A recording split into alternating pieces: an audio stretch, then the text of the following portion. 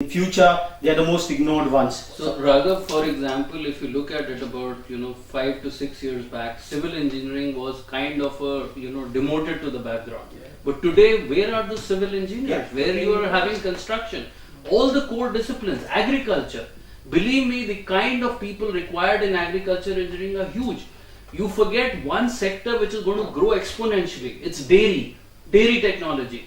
Look at the amount of food technologists which would be required down the line. So for the sake of our audience, like who would be the first generation engineers from their houses and their entire family or the communes per se, like what should be the yardstick of selecting? The verdict is clear that there is enough opportunity in engineering as a career.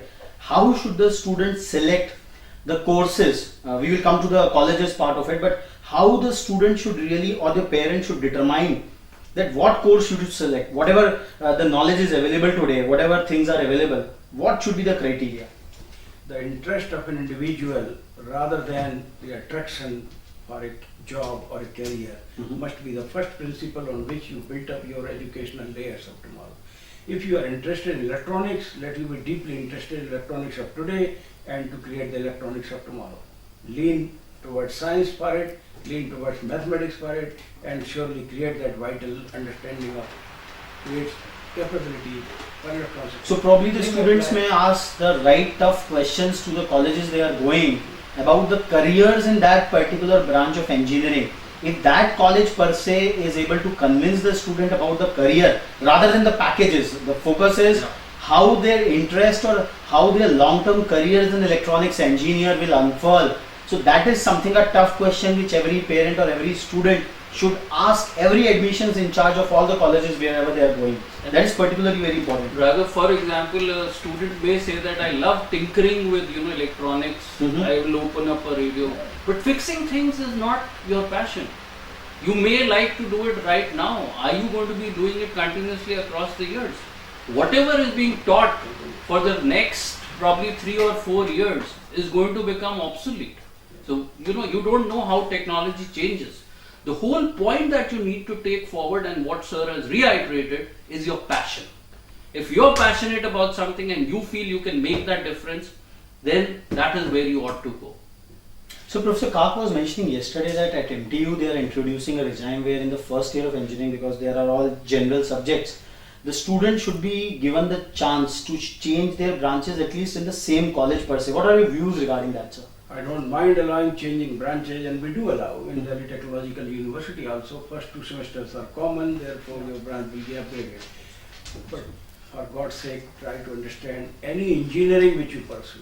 I was interested in civil engineering. My principal in those days was a very tough guy. He said, you will do mechanical engineering. I said, sir, I'm a little chap, not very strong. How would I move the mountains of mechanical engineering? Civil engineering would be better, at least I can say, correct your scaffolding or do a correct mix for a concrete and do a good job. He would listen.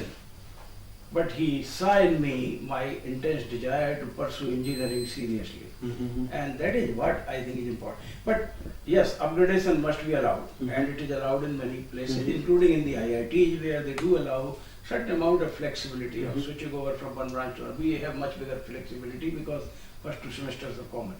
But having said this, let's not lose the point that this pedestal fan which you have is making noise. That's why we have to say switch it off for recording. If you want to create tomorrow's pedestal fan which will be noiseless, energy efficient, and at the same time blowing the optimum air which is required without disturbing my hair and whatnot, which means it should be intelligent enough while it is turning itself, then you need to go beyond electrical engineering. You have to integrate electrical, mechanical, aerodynamic aspects, and also the aspect which will create new materials, in fact, will be coming. So polymer technology, a very high order will be coming. Chemical technology will come in so that the pedestal fan does not become dirty even in an Indian environment which is full of dust, and will retain its glare and its I think sir has made the verdict very clear. Whatever the course, let's not bother about the courses in engineering. Engineering as a career, if you are passionate about it, you have to go anyhow interdisciplinary. If you have opted for electrical, you have to learn mechanical or civil or chemical, anyhow. So let's break about this conversation, this entire parameter, what branch to choose. Choose any branch. You should have the passion for engineering as a career, engineering as an interdisciplinary science, and you should see it as a long-term perspective. And what sir also said in the starting, that even if you don't like engineering, you can become a good manager, because your engineering aptitude which you studied in 4 years, the kind of analytical subjects which you went through, so that will make you a better manager, a better financial engineer, a better sales engineer even. So I think we will move again back to the focus of our current episode, that how, because sir, India is such a vast country and NKN pipe is coming and going, and a lot of differentiators are being required. Now the 5-star landscapes and the lawns which we see at the engineering colleges have ceased to become the differentiators. The kind of, I think technology is taking that role, because if you are located in a